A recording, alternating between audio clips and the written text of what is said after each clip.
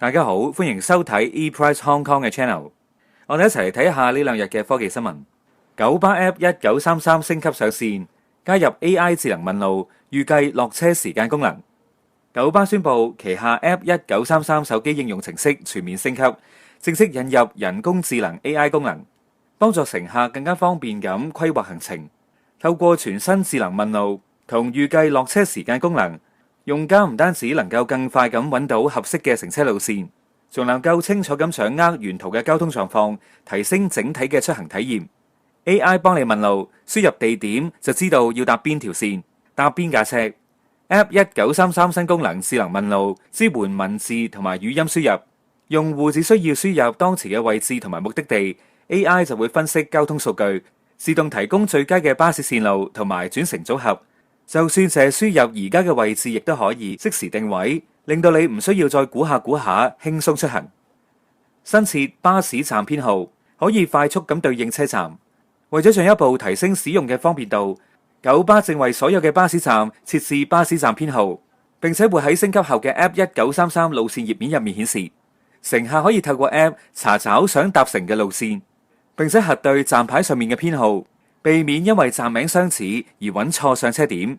預計落車時間同交通流量即時掌握。除咗原有嘅巴士到站預測， App 1933而家增設預計落車時間功能，能夠顯示各站間路段嘅交通狀況，用顏色分級表示行車流暢度，並且準確預測各站嘅抵達時間。呢個功能亦都整合埋落車提示、鄰近路線查詢等等嘅常用工具，方便喺多條路線或者係轉車嘅時候使用。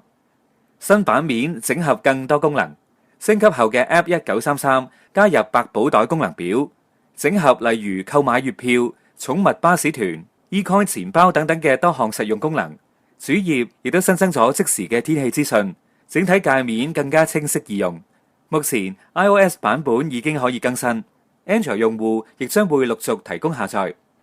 我哋再嚟睇下另外嘅單新聞。Samsung Galaxy Z Fold 7瘦身成功，但係唔包相機模組。三星預計將會喺7月發佈新一代嘅摺疊螢幕手機產品，其中大螢幕摺疊 Galaxy Z Fold 7將會採用超薄機身，不過因此亦都令到相機模組更加突出。從最近曝光嘅配件圖嚟睇，Z Fold 7嘅相機模組將會相當明顯。Reddit 嘅三星摺疊機嘅討論區入面，有網民分享咗一張三星 Galaxy Z Fold 7保護殼配件嘅圖片。雖然大部分嘅機身都被遮蓋住，睇唔出外形設計，但係從側面圖就可以睇得出，三星 Galaxy Z Fold 7嘅相機模組將會明顯突出於機身。傳言三星 Galaxy Z Fold 7嘅主相機將會搭載同 S25 Ultra 一樣1:1.3寸2億像素嘅 Asus HP2 感光元件。尺寸比前代嘅1:1.56寸明顯增加咗，令到相機模組嘅體積更大之外，亦都可能係因為 Z Fold 7嘅機身太薄，令到相機模組變得相對更加突出。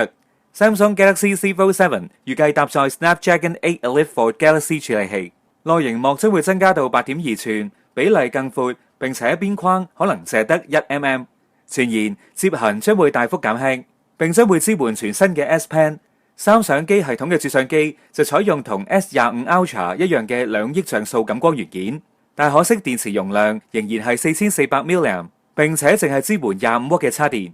Samsung Galaxy Z Fold 7預計將會喺7月同貝殼摺疊 Z Flip 7同步喺紐約發佈會登場。兩款手機喺最近亦都陸續通過咗美國等等嘅國家嘅驗證機構嘅認證，登場時間相信已經近在咫尺。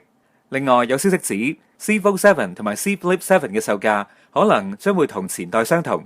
相信對有興趣嘅網友嚟講會係一個好嘅消息。今集嘅 ePrice 新聞就嚟到呢度，我哋再會。